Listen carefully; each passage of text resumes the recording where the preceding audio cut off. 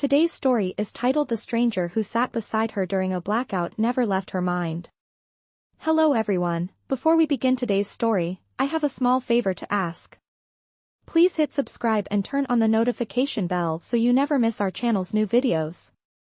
It is quick, free, and the best way to support us in bringing you more dramatic stories. Your support means the world to us. Where are you watching from? Drop your city or country in the comments below. Thank you very much. Now, let us return to our main character.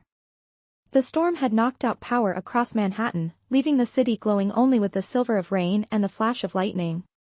Inside the quiet boardroom of Ward Technologies, candles flickered over scattered papers, and a man in a dark suit sat at the head of the table.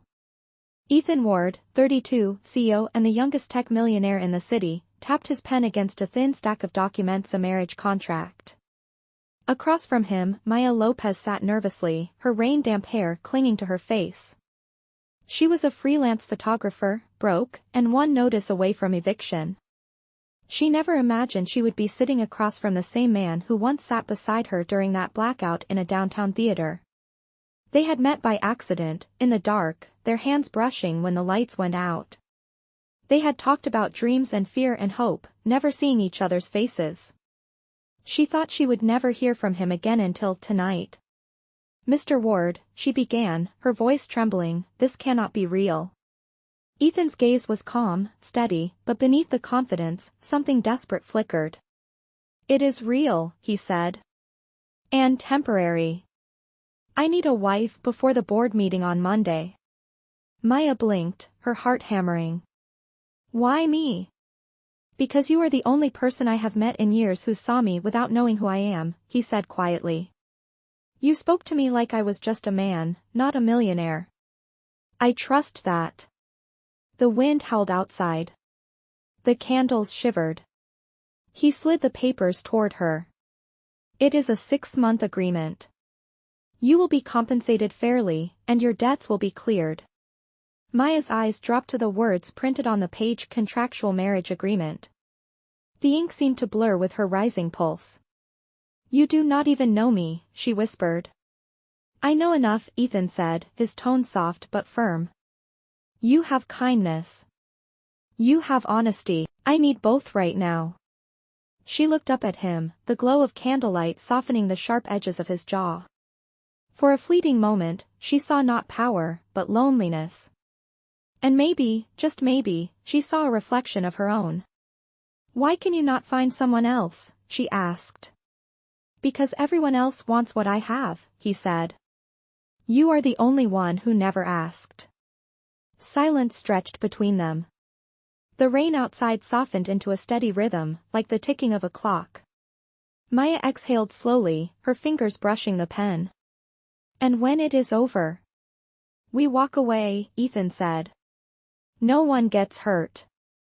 But as she signed her name on the dotted line, a quiet voice inside her whispered that someone always does. He stood and offered his hand. "Welcome to the performance of our lives, Mrs. Ward." For a second, her breath caught because even though it was supposed to be fake, the way he said it did not sound like acting at all. The morning after signing the contract, Maya woke up in disbelief. The ink on her signature had barely dried, yet her life had already shifted into something she could not recognize. A sleek black car waited outside her small apartment, and the driver greeted her by name. "Mrs. Ward," he said with a polite nod, and those two words made her pulse stutter. She wanted to correct him, to say it was only a contract, but the truth lodged in her throat. She followed him into the car, the city blurring past in shades of gray. When they reached the Ward estate, the scale of it left her breathless.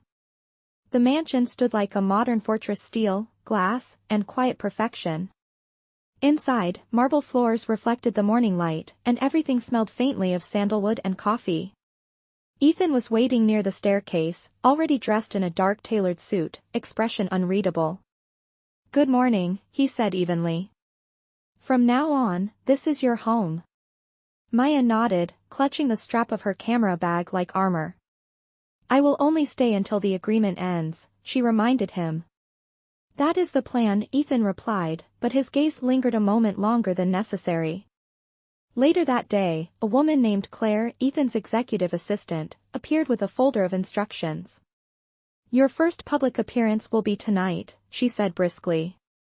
"A dinner with the board members. They must believe you are truly married." Maya stared at the list of etiquette notes and nearly laughed. Fork placement, posture, acceptable topics. "This feels like acting," she muttered. Claire smiled faintly. "It is.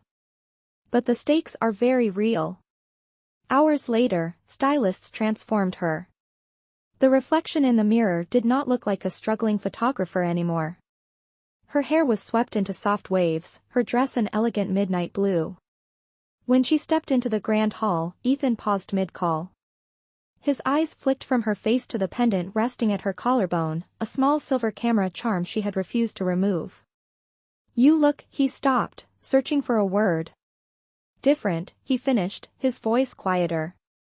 "Still me," she said, straightening her shoulders. The car ride to the dinner was silent, filled with the hum of the engine and unspoken questions. Outside the restaurant, flashes from cameras burst like fireworks. Ethan reached for her hand instinctively. "Just smile and stay close," he whispered. As they entered, the murmur of high society greeted them. Maya kept her head high, trying to ignore the eyes that followed her every step. During dinner, she accidentally used the wrong fork, earning a disapproving glance from one of the board members. Before she could shrink away, Ethan spoke smoothly. "Maya prefers simplicity. It is one of the reasons I fell for her." The table erupted in polite laughter, and Maya shot him a stunned look. Under the table, his hand brushed hers, briefly, a silent reassurance. Later that night, back at the mansion, Maya stood on the balcony overlooking the city. The lights shimmered like constellations, so different from her tiny apartment window view. Ethan joined her, loosening his tie. "You did well tonight," he said softly. "I almost believed it myself." She turned to him, a faint smile tugging at her lips. "You mean the act?" "Maybe not just that," he said, meeting her gaze. For a heartbeat, the silence between them felt charged, something fragile and dangerous. Then Ethan cleared his throat and stepped back. "Good night, Mrs. Ward." When he left, Maya touched the cool metal of her necklace and whispered to herself, "Do not fall for him. It is only a contract." But as the city lights flickered below, a part of her already knew something real had begun the moment she signed her name. Days turned into weeks, and the boundaries written in ink began to blur.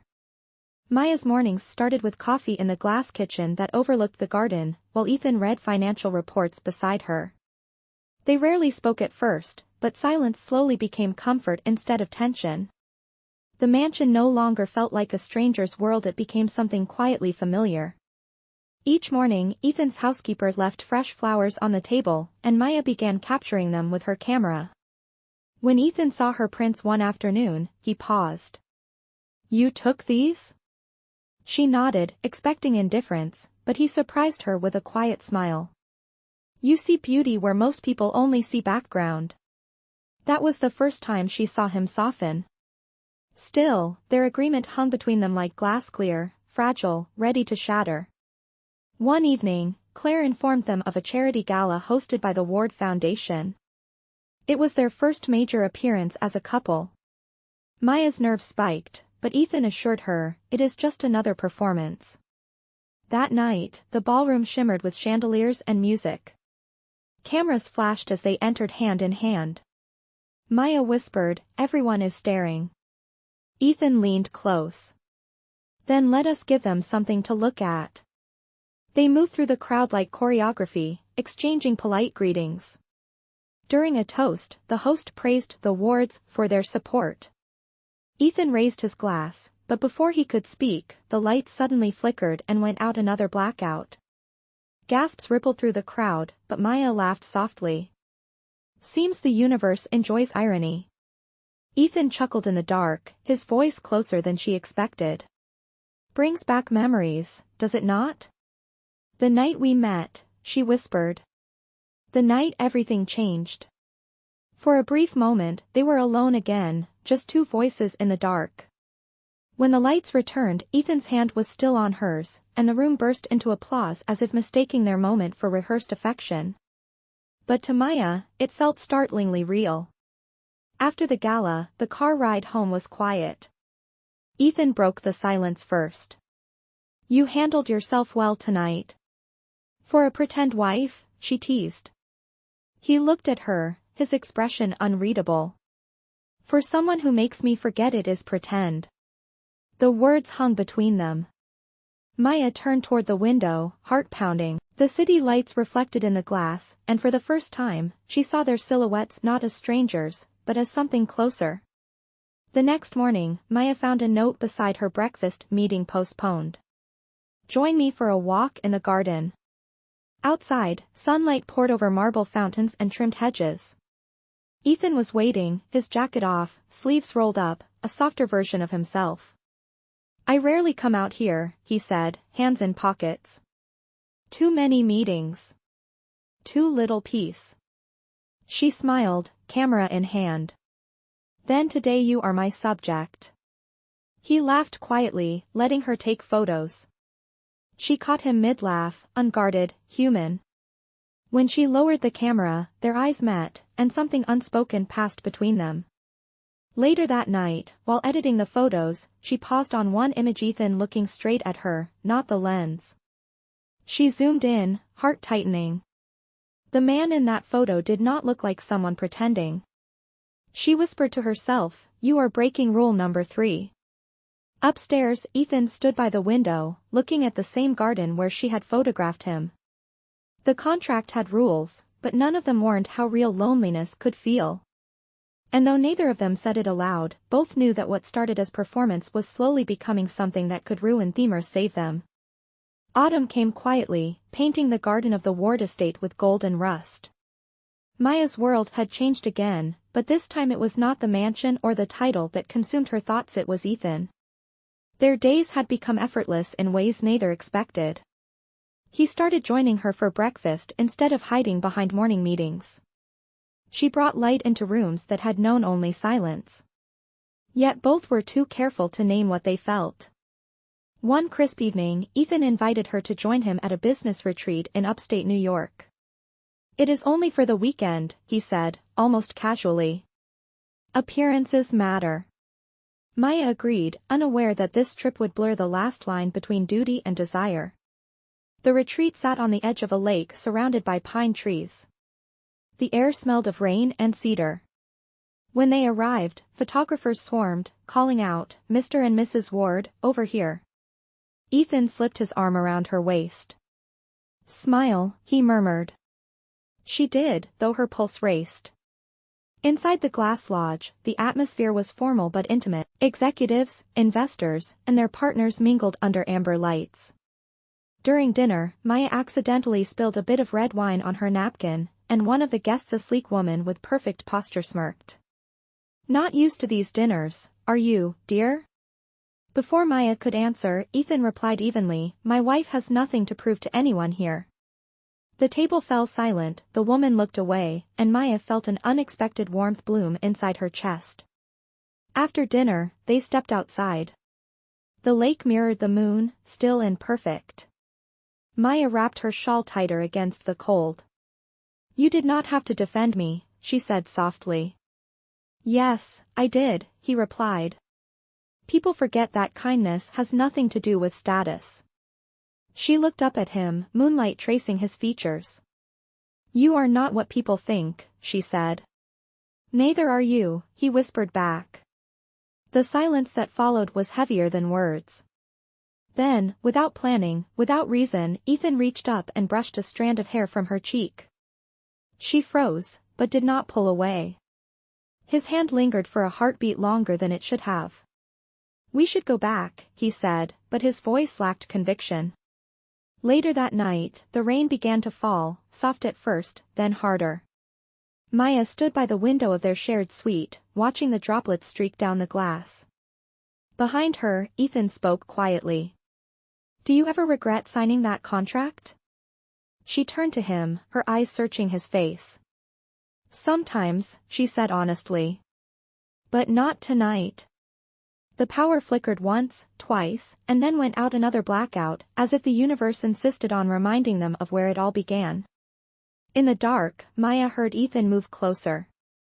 "Seems we have a pattern," he said, his voice low. "Every time the lights go out, I find you." Her breath caught, and before she could reply, he leaned in. The kiss was not rehearsed, not part of the agreement. It was real, messy, human, and terrifying.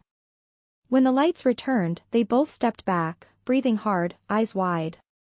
Ethan broke the silence first. "That should not have happened." Maya's voice trembled. "Maybe it already did, the night we met." Neither spoke again.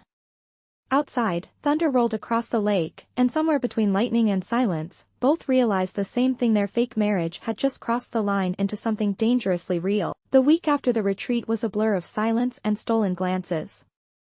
Maya and Ethan returned to the mansion as if nothing had happened, but everything had changed.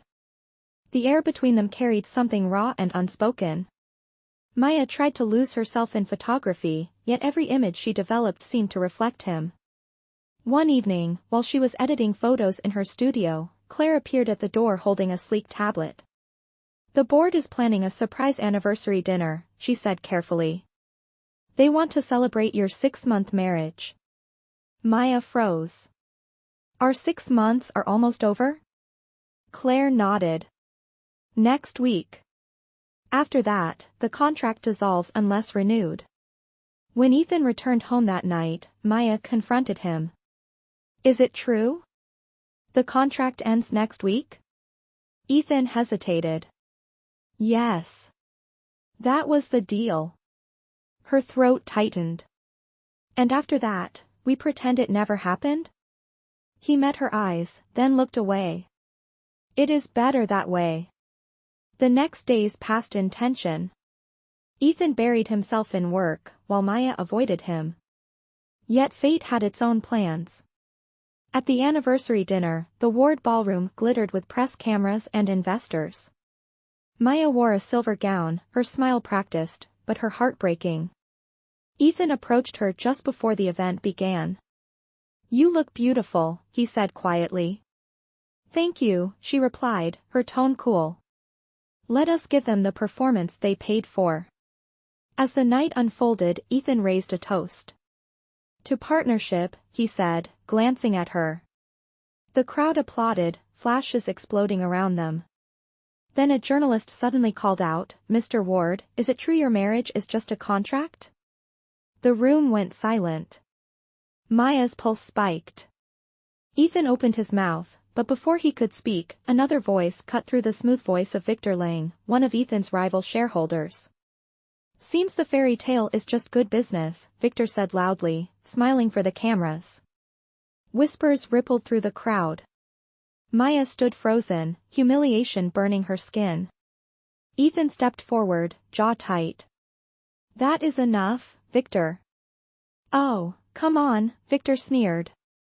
"Everyone knows she was hired to play the wife." The reporters gasped. Ethan's security moved in, but the damage was done. Maya turned and walked out before anyone could stop her. Outside, rain began to fall, soaking through her dress. A car pulled up beside her. It was Ethan's. "Maya, wait," he called, running after her. "Do not.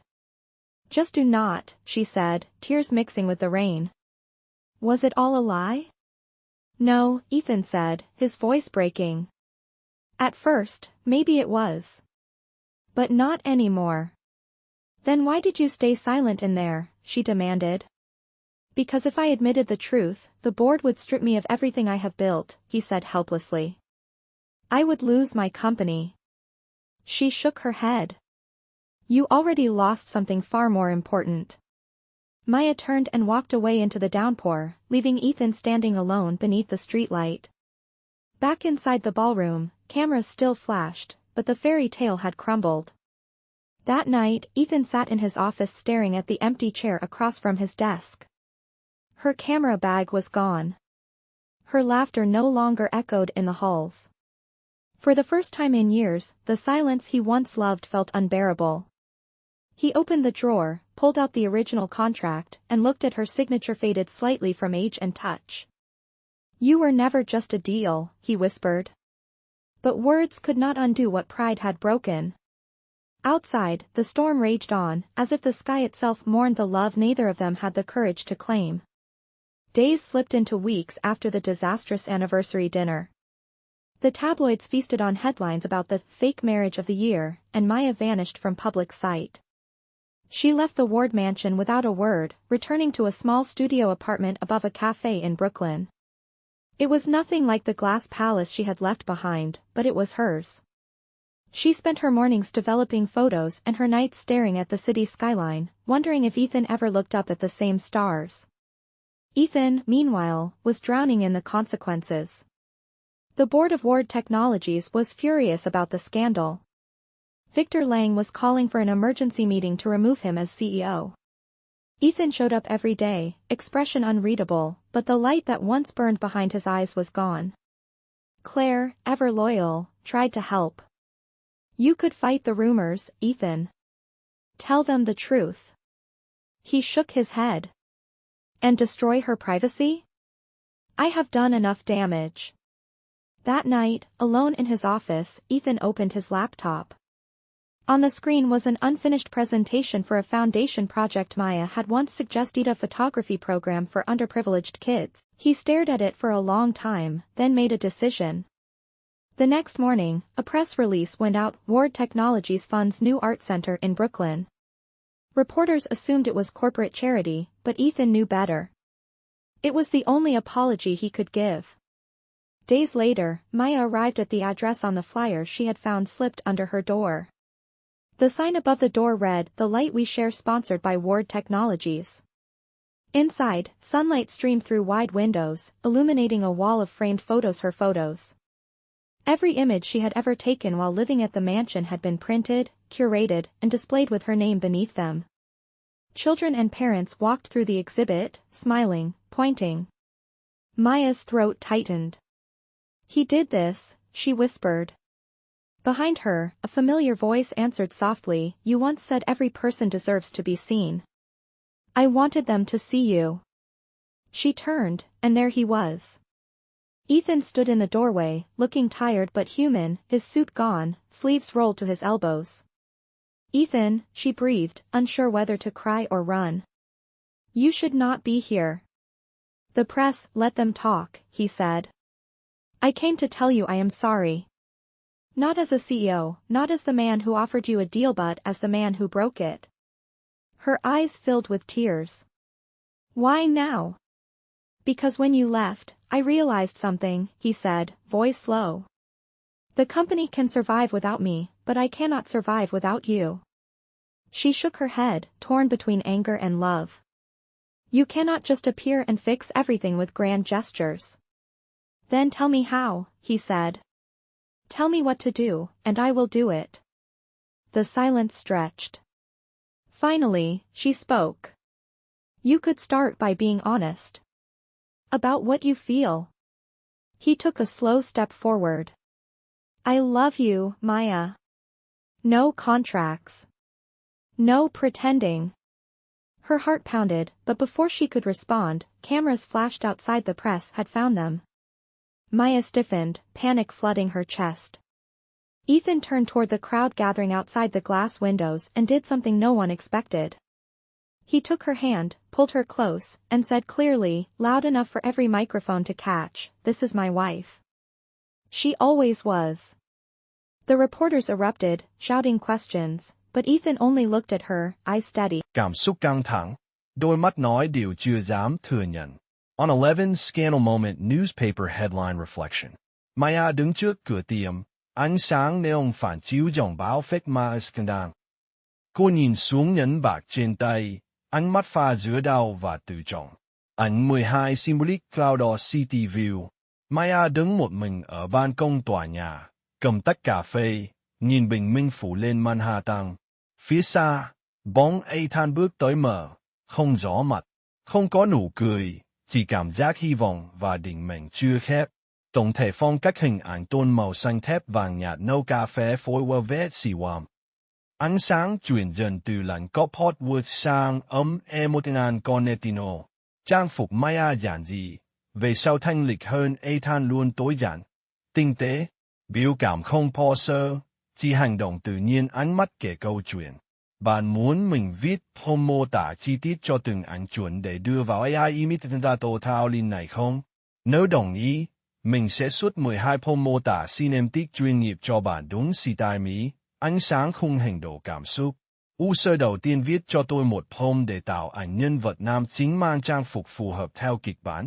Không cần nói tên nhân vật trong poem, không nói từ minor. Nhân vật này được đánh số thứ tự là 1 để làm số mặc định cho sự xuất hiện trong cảnh poem sau này. Tôi muốn khuôn mặt chuẩn người Mỹ và ánh sáng đều trên cả khuôn mặt.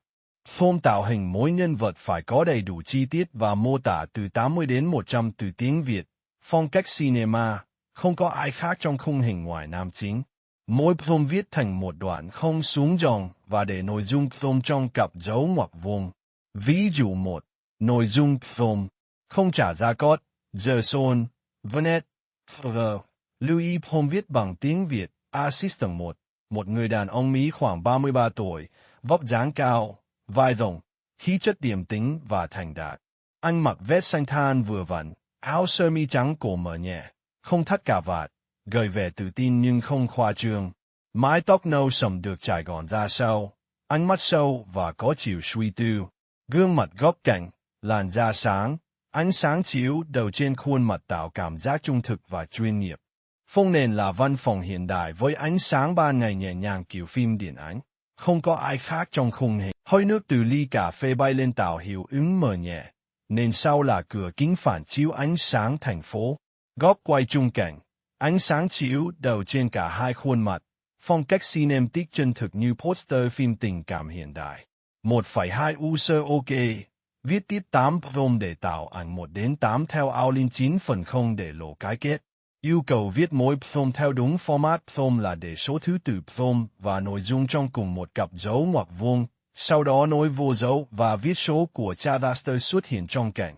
Ví dụ trong prompt 1 có sự xuất hiện của nhân vật nam mà ở trên mình viết prompt nhân vật nam là số 1 thì trong prompt để số 1 phía sau và trong cặp dấu ngoặc vuông có 2 nhân vật 23 24. Viết prompt mỗi cảnh tối đa 3 nhân vật và tối thiểu 1 nhân vật thì đều để trong cặp dấu ngoặc vuông cho mình. Ví dụ 1, 3, 4. Ví dụ prompt đúng chuẩn theo yêu cầu của mình như sau 1. Nội dung prompt 1, 3, 4. Viết bình thường không giờ son, không code, không suy nghĩ lâu, không popular, không hỏi thêm. Lưu ý prompt viết bằng tiếng Việt. Mỗi prompt viết ít nhất 60 đến 80 từ. Assistant 4. Cảnh buổi sáng mùa đông ở New York. Một quán cà phê nhỏ nơi cô gái trẻ mặc đồng phục phục vụ đang vội vã bước ra khỏi cửa với khay cà phê trên tay. Trời lất phất mưa, ánh sáng phản chiếu từ vỉa hè ướt tạo cảm giác lạnh và chân thực. Màu phim xanh xám nhẹ, hơi thở khói trắng trong không khí. Cô nhìn đồng hồ, khuôn mặt căng thẳng nhưng vẫn kiên cường. Góc quay ngang cỡ trung, phong cách điện ảnh hiện đại. 2 năm, không gian phòng họp lớn với tường kính và ánh sáng ban ngày chiếu xuyên qua. Cô phục vụ mở cửa bước vào, tay cầm khay cà phê. Ánh mắt ngạc nhiên khi thấy những người đàn ông mặc vest đang nhìn cô. Ở đầu bàn, người đàn ông mặc vest xanh than ngẩng lên, ánh mắt bình tĩnh xen chút tò mò. Hơi nước từ cà phê bốc lên tạo lớp sương mờ nhẹ. Không khí căng thẳng, phong cách phim drama doanh nghiệp. 1,26. Bên trong căn hộ nhỏ, cô gái ngồi một mình trên bàn gỗ cũ, xung quanh là hóa đơn và ánh đèn vàng yếu. Cô cầm tấm ảnh gia đình trong tay. Gương mặt pha chút mệt mỏi và quyết tâm. Bên ngoài cửa sổ là những ánh đèn xa mờ của thành phố New York về đêm. Tôn màu ấm nhẹ xen chút xám, khung hình cô độc nhưng tràn ý chí. 27. Phòng làm việc hiện đại của người đàn ông. Ánh sáng ban ngày phản chiếu qua cửa kính lớn,